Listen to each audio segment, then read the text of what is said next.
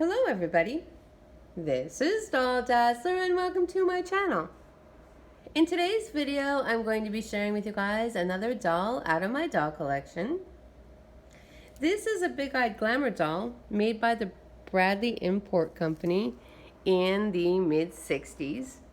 The Bradley Import Company made these particular dolls from the mid-50s until the mid-80s, and then Hasbro bought that company. I don't know if Hasbro has made any dolls like this since then, but I kind of placed this doll in the 60s because of the vintage style of dress, and the way she looks is a little bit different from the typical ones that you see that were made in the 70s. The ones that were made in the 70s, most all of them are standing dolls, and I even had one of these dolls when I was when I was a girl. And they are like cotillion dolls with long dresses and hats. And this one was definitely different. She's a much larger doll. Those dolls are about 13 inches, I would say. And she's a much larger doll. I think stretched out, she will probably be about 17 inches tall. So she's much larger, and she only has a sitting ability. So you can't repose her into a standing style. And her dress especially, it just reminds me of very mod 60s look. So I am not for sure on that. If anybody has this particular doll or knows if this doll was made in the 60s or the date that she was made, please leave that in the comments for me. These dolls, the typical thing with them is a very, very large head and very big eyes, and she's a very, very pretty doll. These dolls, the paintings on the dolls are really, really pretty. Her eyes are just they're mesmerizing. They're so beautiful. But these dolls, when you see them, you're like, oh, that's a Bradley doll. Very I wouldn't say that they're unique with the big head and big eyes, but when you see them, you know who made them. It's if you're a doll collector. And I wouldn't say that they're overly popular or highly collectible. I mean, I'm sure there's a lot of people out there that collect only Bradley, but I wouldn't say that that's probably, at least for me, it's not the first doll that I would choose to have in my collection, even though they're very pretty dolls. I go more for the in the 50s, it would be probably more towards Madame Alexander and those types of dolls, the hard plastic and composition. But this is a very beautiful line of dolls. They are made out of cloth and a nylon that covers that. And then they do have wire in them. And I don't know why they have wire in them, because most of the time you can't repose them, and that's even with the ones in the 70s. Now maybe some of the other ones you can pose, but this particular line, what's considered the glamour doll, does not, you can't pose them. So even her hands are sewed together, and quite possibly I could stretch out her knee, but I really don't want to do that. The cloth underneath sometimes can also be lined with a foam, and I don't want to break the foam if it's got any in there. So, but she does have a very 60s type of look to her. Her dress is made out of this thick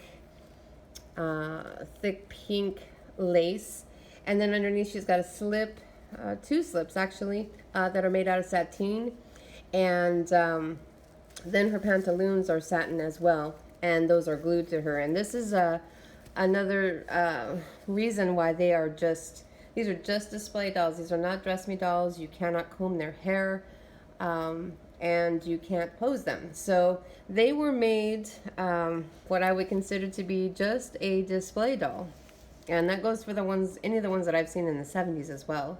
I haven't actually seen a Bradley doll that you could play with or comb their hair, or any of that. So I don't know if these would have been sold in boxes either.